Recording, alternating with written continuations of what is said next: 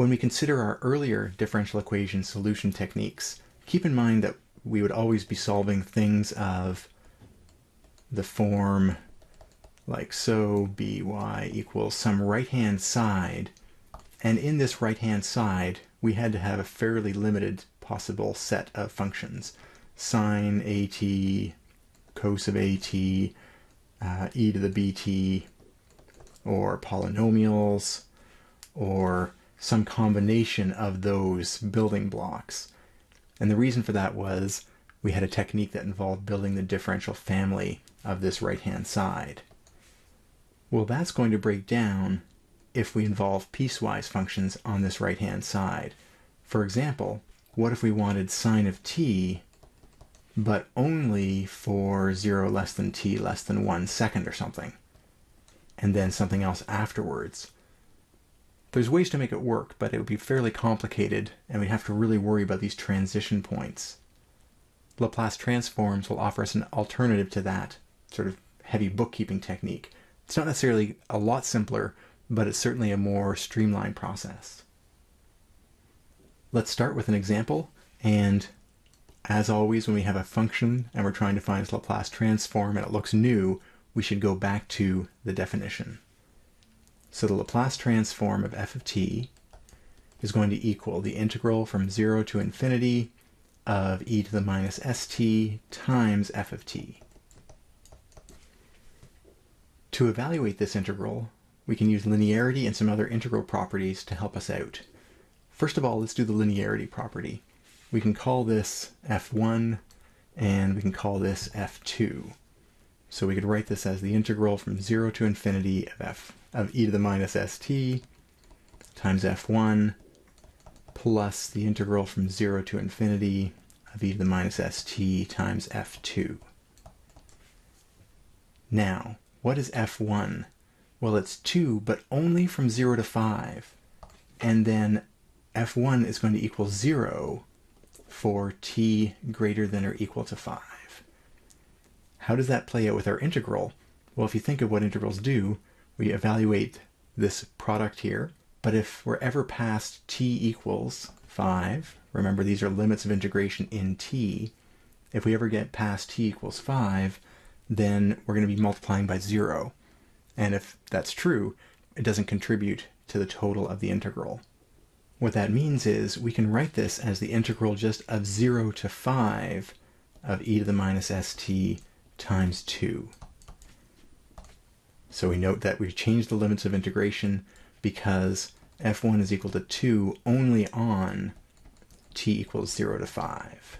Likewise, we can perform the same operation here, but here the transition happens at 10, so we can talk about the integral of e to the minus st times our second function here, e to the 4t, but the integral that makes sense is only the integral from t equals 10 out towards infinity. When t is less than 10, so in the 0 to 10 range, this f2 would be 0, and we can ignore it or leave it out of the integral without changing the value of the integral. 0 times e to the minus st is still 0. So that can be a challenging thing to get your head around the first time, but if you think of areas and integrals in that relationship, if our function is only on, this is f1 here, it's only on to height 2 from 0 to 5, and then it's 0 forever afterwards, well then the integral of this region here is going to be 0, and we can leave it out. Now at this stage we can simply evaluate this first integral, because it's just an exponential with a 2 out front, so we'll have 2 e to the minus st over minus s between 5 and 0, and then we'll add the integral of this. Well, this integral here could be rewritten, this integrand, as e to the minus st plus 4t.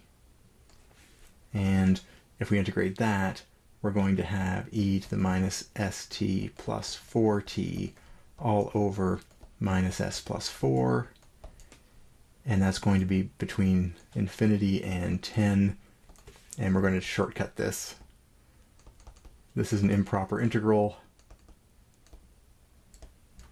but we know basically what kind of flavor of integrals we get with this upper limit of infinity. So we're going to treat that as if it was a limit as the upper bound went to infinity and so on.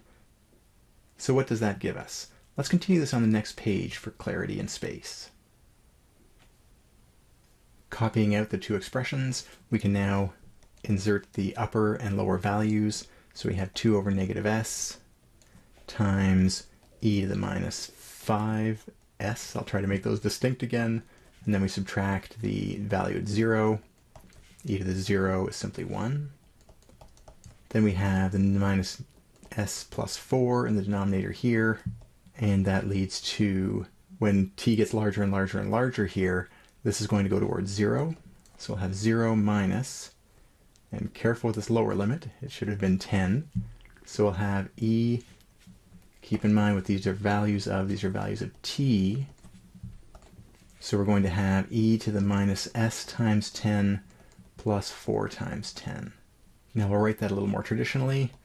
I'm going to bring this negative out, so we'll have positive 2 over s, and then we'll have a subtraction of minus 2 e to the minus 5s over s, and that completes the first term. On the second term we have a double negative, so we'll have 1 over s minus 4, then we'll have e to the minus 10s times e to the 40. All right, so this looks like our old Laplace transforms, similar to previous Laplaces. 1 over s, oh, and that's the transform of a constant. Over s transform of a constant.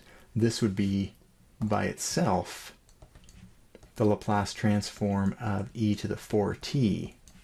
But then we have these other ingredients, these exponentials, and those, the e to the something s's, are indicators of f of t being a piecewise function.